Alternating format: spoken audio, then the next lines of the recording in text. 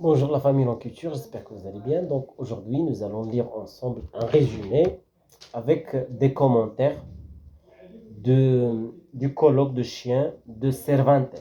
Donc, ce sont des nouvelles écrites par Cervantes. Donc on a le mariage trompeur euh, et le colloque de chiens. Donc ce commentaire concerne principalement le colloque des chiens. Donc, après avoir introduit quelques hypothèses qui pourraient justifier ce don, ça veut dire le don de la parole, la possibilité de parler. Les protagonistes introduisent une préoccupation latente qui perdurera jusqu'à la fin, c'est-à-dire le souci de la crédibilité du récit lui-même. Donc, pardon, excusez-moi de vous donner une explication concernant le droit d'auteur. Donc, ce cours est est écrit par Monsieur Abdelaziz Bahri, c'est mon formateur à CPA de Fès. Donc, une formation des professeurs agrégatifs. Ok. Donc, pour le respect des droits d'auteur, c'est écrit par Monsieur Abdelaziz Bahri. Qu'est-ce que j'ai dit? Les protagonistes introduisent une préoccupation latente qui perdurera jusqu'à la fin, c'est-à-dire le souci de la crédibilité du récit lui-même. Donc, sachant qu'il s'agit d'un dialogue entre deux chiens, donc il y a un souci qui est posé. Tout d'abord, c'est la question de la crédibilité du récit. Est-ce que c'est crédible? Donc, la question de la vraisemblance. Donc, après quelques suppositions soulevées par les protagonistes à propos de ce don surprenant, le don de la parole, c'est-à-dire les chiens commencent à parler. Scipion clôt la dispute en attribuant ce don aux cieux. C'est un don divin, un don céleste. Ce que le ciel a ordonné de se produire. Et il n'y a aucune diligence ou sagesse humaine qui puisse l'empêcher. Concernant la réception, au moment où le lecteur se sent incité à démêler cet événement inquiétant, compte tenu de la révélation des événements rapportés par le protagoniste. Ce destinataire se trouve poussé à l'accepter sans autre des questions. En ces termes, la comédie dans cette partie du récit réside dans les différentes hypothèses soulevées par les chiens lorsqu'ils cherchent une justification plausible. Lorsqu'ils cherchent une justification plausible pour le don injustifiable de la parole. Et c'est grâce à ce don que les chiens décideront raconter l'histoire de leur vie. Donc, on est au début de la nouvelle. Donc, les deux chiens vont commencer à relater leurs expériences. Donc, on a deux chiens. Le premier, c'était Scipion et Berganza. Colloque de chiens au dialogue des chiens. Il y a ceux qui préfèrent cette appellation. OK? Donc, en commençant par les souvenirs de Berganza. Sachant que Berganza, c'est lui qui a vécu l'expérience. Elle reste un expert en la matière. D'accord? Tandis que Scipion reste le théoricien, celui qui oriente, qui guide le dialogue, etc. Donc il commente, il recourt à des commentaires méta-textuels, d'accord? Donc on a le méta-discours aussi. Qu'est-ce que j'ai dit? Donc, en ces termes, la comédie dans cette partie du récit réside dans les différentes hypothèses soulevées par les chiens lorsqu'ils cherchent une justification plausible pour le don injustifiable de la parole. Et c'est grâce à ce don que les chiens décideront raconter l'histoire de leur vie. En commençant par les souvenirs de Berganza, en commençant de sa naissance à l'abattoir de Séville. Séville, c'est une ville espagnole. Le protagoniste incarnera son premier maître, le boucher Nicolas El Romo, ainsi que les habitués du lieu. Ces personnages seront responsables des actes répréhensibles perçus dans l'épisode. dont la description sera donnée à travers l'utilisation d'éléments liés à l'argumentation, tels que syllogisme, antimème, TH, THY, antimème lié à l'ornementation du discours, comme c'est le cas des métaphores et des allégories. En d'autres termes, Berganza présentera un discours qui tend vers un style aigu, dans le but de décrire seulement l'espace de l'abattoir. Donc, il y a au début de l'histoire cette initiative, cette tentative de décrire l'espace où l'histoire de Berganza a commencé. Donc, cependant, ces réminiscences souffrent de nombreuses interruptions de la part de Scipion. Donc, Scipion va intervenir de temps à autre. Donc, qui, en tant qu'interlocuteur, présentera toujours des observations philosophiques et exemplaires sur un certain temps moral. Donc, il va incarner cette veine morale de l'œuvre, pour que le récit ne se transforme pas en un discours calomnieux, plein de digressions interminables. Donc, de temps à autre, au sein de ce dialogue des deux chiens, on va remarquer que Scipion, le chien, le théoricien, va orienter la discussion, le dialogue.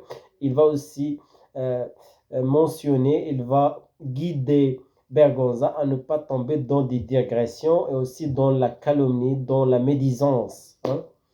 Donc Berganza s'échappe de l'abattoir et se dirige vers la campagne. Donc c'est ça l'histoire. Où il devient chien de berger. C'est là où il va devenir chien de berger. Croyant enfin avoir trouvé sa place dans le monde, sa véritable mission, défendre les puissants et les superbes, humbles et ceux qui peuvent faire peur. C'est le moment du colloque où l'exaltation de la campagne, de la vie pastorale, la vie pastorale, ça veut dire la vie des bergers, dont la tâche consiste à éveiller chez l'homme la vertu perdue face aux tentations et aux délices de la ville, un thème récurrent dans quelques œuvres de l'époque, comme en témoigne tout au long du travail de thèse. Mais comme Berganza établit une comparaison entre les bergers et ses maîtres, Berganza, donc un chien, un gueux, c'est une notion importante, établit une comparaison entre les bergers et ses maîtres, avec ceux contenus dans les romans pastoraux, lus par la femme du propriétaire du troupeau. Il présente certains doutes sur le genre, compte tenu des modèles représentés par leur maître berger. Ainsi, par rapport à cette comparaison, les questions du protagoniste s'orientent vers les critères relatifs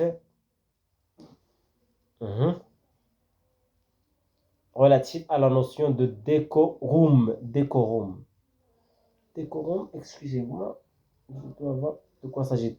En tenant compte des incohérences constatées par le chien entre le style grossier et ses maîtres bergers, devant l'érudition présentée par les personnages appartenant au feuilleton pastoraux.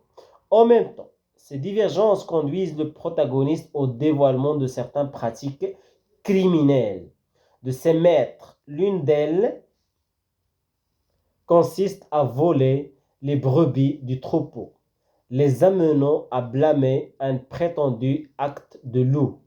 Face à de telles déformations morales, Berganza institue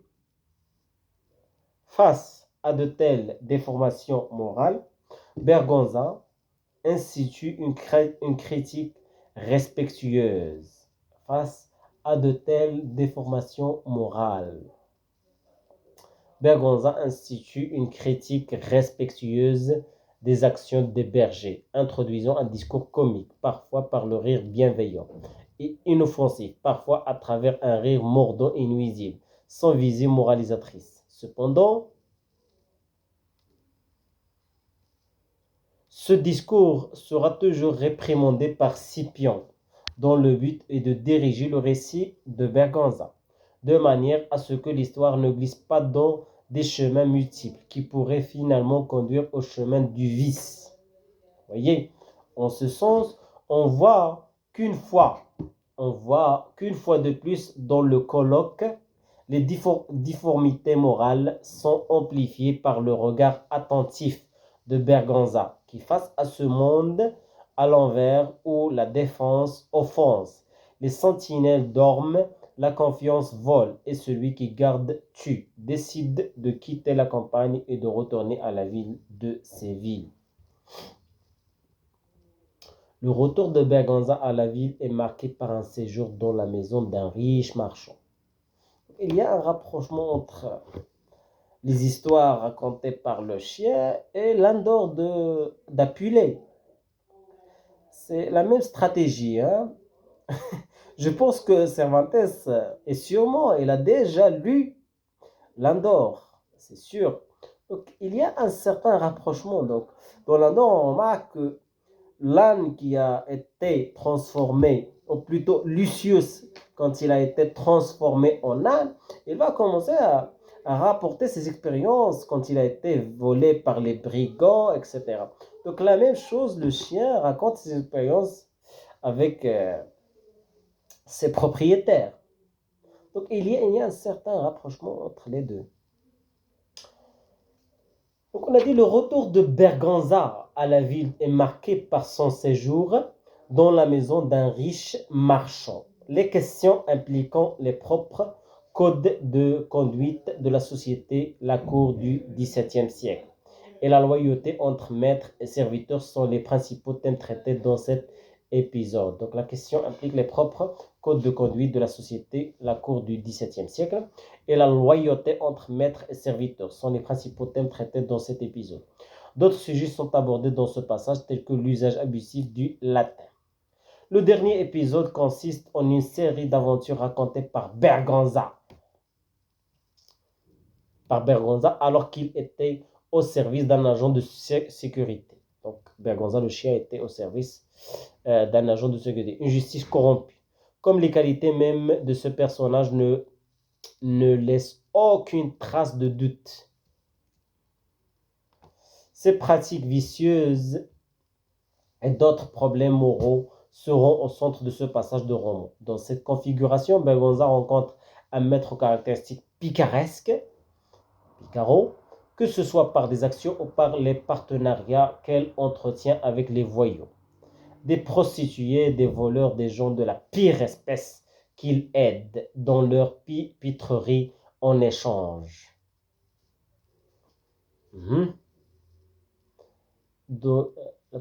Qu'est-ce que j'ai dit? Des prostituées, des voleurs, des gens de la pire espèce qu'ils aident dans leur pitrerie en échange de faveurs. Sans parler de la collaboration que reçue du greffier avec celui des huissiers. Ainsi, les faiblesses des êtres humains sont observées par le regard attentif et souvent naïf de Berganza, dont l'innombrable observation murmurante seront toujours ponctuellement averties par l'interlocuteur, Scipion. Malgré ses actes criminels de l'huissier, son histoire est pleine de situations cocasses. Qu'est-ce que je dis? Seront toujours ponctuellement avertis par l'interlocuteur Scipion. Malgré les actes criminels de l'huissier, son histoire est pleine de situations cocasses. En observant les personnages de l'abattoir, du champ, de la maison riche, du riche commerçant et de l'épisode de l'huissier, on peut supposer que tous représentent une allégorie inversée du monde, comme parce que les personnages répertoriés représentent d'une manière contraire l'ordre naturel des stabilisations hiérarchiques, discorde sociale. Je reprends cette idée. En observant les personnages de l'abattoir, du champ, de la maison du riche commerçant et de l'épisode de l'huissier, on peut supposer que tous représentent une allégorie inversée du monde, même parce que les personnages répertoriés représentent d'une manière contraire l'ordre naturel, déstabilisation hiérarchique, discorde sociale. Ainsi, la description de cette vie sociale quotidienne faite par Berganza ne vise pas à critiquer les individus appartenant aux couches les plus basses, mais leurs pratiques vicieuses qui les individualisent, leur déformation morale. C'est ça, l'élément le plus important, c'est la critique de leur déformation sur le plan moral. Ainsi, à travers le récit et les observations de Berganza, le colloque des chiens institue un dialogue narratif. Ainsi, à travers le récit et les observations de Berganza, le colloque des chiens institue un dialogue narratif autant souvent moral. Autant souvent moral. Pardon? Ainsi, à travers le récit et les observations de Berganza, le colloque des chiens institue un dialogue narratif, autant souvent moral, ne serait-ce que parce qu'il est proche des faibles, ésopiennes, folklore populaire, que ce soit en raison du rapport possible qu'il établit avec la philosophie cynique. Dialogue narratif, autant souvent moral, ne serait-ce que parce qu'il est proche des fables ésopiennes, folklore populaire, que ce soit en raison du rapport possible qu'il établit avec la philosophie cynique, philosophie des chiens, courant, le cynisme. Le fait est que l'ouvrage surprend par son caractère remarquable, car il présente un colloque entre deux chiens aux connaissances philosophiques, dont la mission est d'observer attentivement la conduite de la société qui l'entoure. Certes, c'est une idée importante, dont la mission est d'observer attentivement la conduite de la société qui l'entoure. Cervantes établit par l'intermédiaire des chiens Berganza et Scipion un dialogue qui présente des caractéristiques burlesques, parfois doctrinales, éventuellement dans le but non seulement pour sauver des valeurs chrétiennes oubliées depuis longtemps, mais dans un souci de divertissement. Comme le dirait Peralta à la fin de la lecture du colloque. Peralta. Bien que cette conversation soit,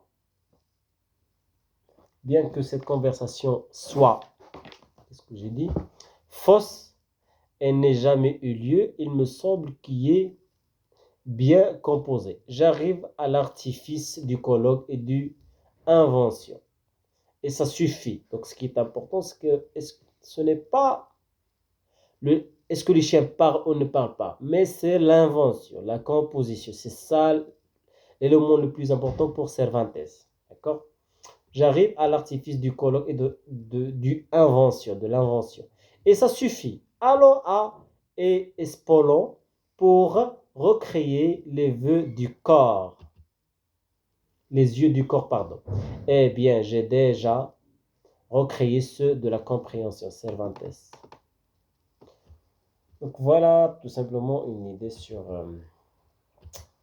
un petit commentaire du colloque de chiens de Cervantes. Donc, El Colloquio de los Perros. Donc, cette nouvelle est écrite, comme j'ai déjà souligné, par Cervantes. Un dialogue entre deux chiens. C'est une réflexion profonde sur le système humain, sur les valeurs humaines. On est bien d'accord. Il y a aussi la question de la réception de l'œuvre, la question de la composition de l'œuvre. Il y a beaucoup de questions soulevées à travers cette expérience. Et comme le dit à la fin Cervantes, donc on a déjà dit qu'il y a un souci de la vraisemblance, de la crédibilité du récit. Mais enfin, Cervantes dit ce qui est important, ce n'est pas est-ce que les chiens parlent ou non, est-ce que les chiens peuvent-ils être dotés de la possibilité de la parole ou non, mais plutôt c'est la composition, c'est l'invention. C'est ça ce qui est important pour Cervantes. Donc voilà, on est arrivé à la fin de cette vidéo. N'oubliez pas d'appartenir à notre famille Langue et Culture par le biais de votre appartenance à cette chaîne en cliquant sur le fameux bouton rouge s'abonner et à bientôt.